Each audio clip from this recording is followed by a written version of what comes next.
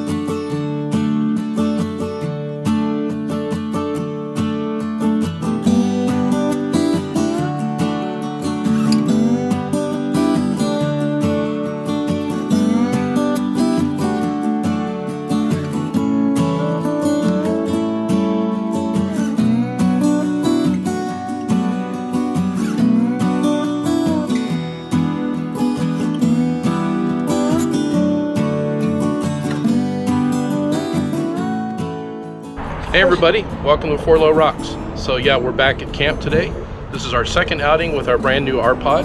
So how about I give you a tour and tell you a little bit about why we wanted to get this camper today. We chose a travel trailer like this instead of a off-road kind of rough travel trailer because we really wanted a very complete unit. Our mission is really to take this trailer to a base camp somewhere from which we'll go jeeping over a couple, 3 or 4 day period of time, but keep the trailer at the base camp and not take it out into the rough trails like you might do with a smaller teardrop or a smaller off-road type of trailer. This will serve as our base along with many other people in the Jeep Club who tend to bring their very large RVs, including 40-foot diesels and so on, out to these types of camps. This really was our choice because we did a lot of research looking around at what was available on the market, and what we wanted was a full-up RV that could be towed with the Jeep. Not too heavy for the Jeep, could work with the Jeep really well, but also serve us as a complete unit. Our requirements were to have a pretty good sized bed, a kitchen, and a bathroom. And that's kind of hard to find in something less than about a 20-foot range, but we found it here with the Rpod. The Rpod is kind of like a Jeep also in that it has a rather cult following. It has a huge following on Facebook and a large following in several different forums. It's a very popular little travel trailer, and it's quite complete with some rather high-end appointments that you often don't find on very small, very inexpensive travel trailers. This is a 20-foot unit. It tows well on the Jeep. I'm using a weight distribution and sway control hitch to take care of that. I also had the company that sold the trailer to me install all of the towing equipment, and I'll go over that with you someday on a future video. So how about we take a little tour of the trailer? So starting out at the front of the trailer, we do have a 20-pound propane tank under this cover to take care of things like the heater, the hot water heater, and the stove. The refrigerator also runs on propane if need be. We also have an electric jack and hoist on the side of the trailer. It's got these little LED lights you can see right there. And that's how it works, going up and down like that. It's got a little bubble level on the top to try to help you level the trailer a bit. You can see the trailer chains, and these are the weight distribution portions of the hitch setup. It's got a 7-pin electrical cable for connecting to the brakes and the turn signals and the electrical from the Jeep. It also has a 12-volt deep cycle marine battery in that cover to run things when it's not plugged into electricity. On the accommodation side of the trailer, we've got the water heater hosted underneath here. This is the furnace to keep the inside of the unit warm. We've got fresh water coming into the city water connection. One day when we go dry camping, instead of using this connection, we will fill the tank, which holds 36 gallons here, using this connection. It has a small slide out for the kitchen unit. You can see that we're connected to water, we're connected to cable TV, and we're also connected to 30 amp power right here going back to the back of the trailer. And of course, like any trailer, we've got our sewage and gray water dump right there. Coming around behind the trailer, we do have a full-size spare mounted on the back, but this is mounted on a small 1.5-inch trailer hitch, so the spare can be removed and a bicycle rack or something, some other storage unit could be put there, but you got to be a little bit careful about balancing too much weight back here. One thing we liked about this unit was that the curved feature of it means that it has a full-length roof that goes from the bottom here in the back all the way around to the front. It comes with this nice awning, which I might have to put away here in a little bit if the wind picks up any more than it is. It has some outdoor speakers, an outdoor light, and we've got two of these outboard storage areas that have magnetic catches on the top so that you don't have to worry about them falling on your head when you're in there digging around for something. We do have a 110 outlet here on the outside that we're running our lights with on the outside, as you can see here.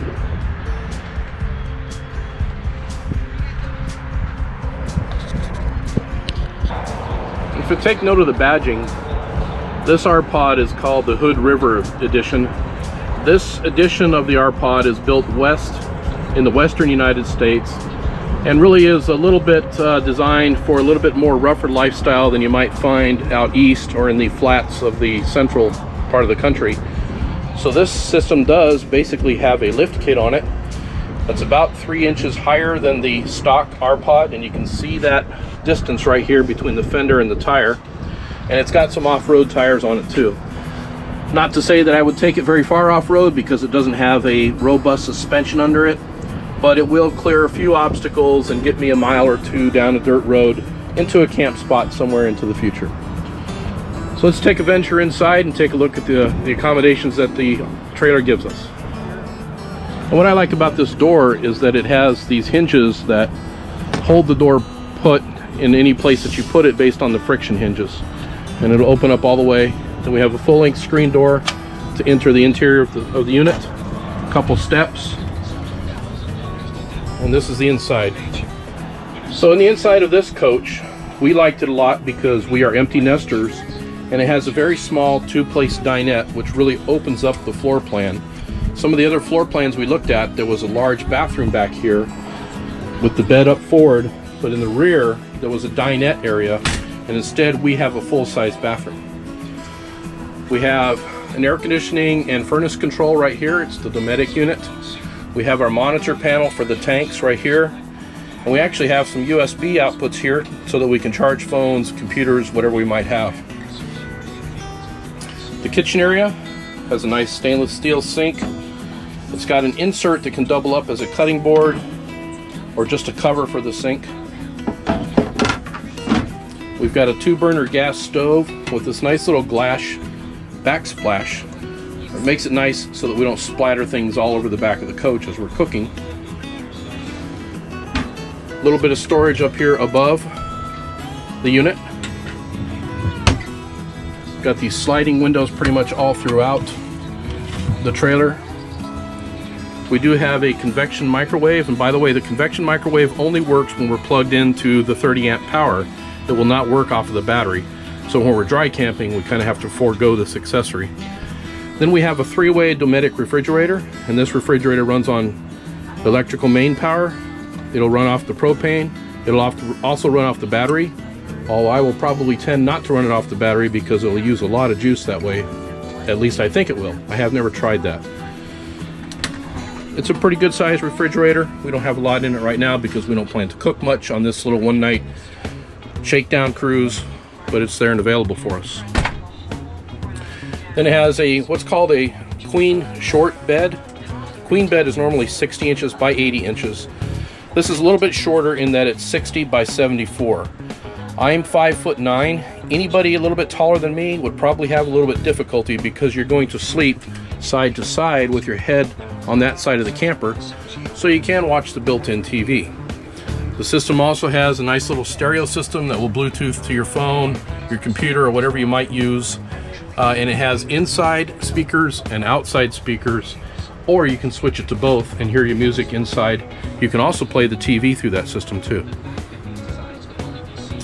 In the back of the coach, we've got a little bit of storage here. We've got a couple drawers, and these drawers pull all the way out on slides, which is pretty nice.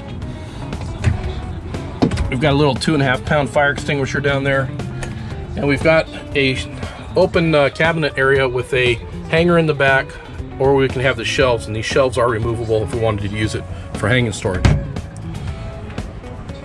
Entering into the bathroom, you'll see that for such a small trailer, this is a pretty decently sized bathroom. We've got a nice little vanity and sink there. We've got our standard RV toilet and some storage here in the back area where you can store some things and get them out of the way. One thing that I really like is this full-length shower, and this does work with both gas and electric heated water, and it actually works pretty nicely. I've used it once before, and it flows enough water to take a pretty decent shower. So that about wraps up the tour of the little Rpod RV that we are checking out and planning to take out to support much more long distance jeeping and reach out to some other trails. I think some of the ones we have coming up early next year include some trails out near El Centro, California. We may even be going to Moab and some other locations, and this trailer will serve us just perfectly for that purpose. I hope you enjoyed this video. If you did, please give it a thumbs up and feel free to leave a comment below. And if you haven't already done so, please click that subscribe button, as it means a lot to me and it helps to support the channel. Lastly, please follow 4Low Rocks on Facebook, Instagram, and Twitter. Until next time, happy wheeling!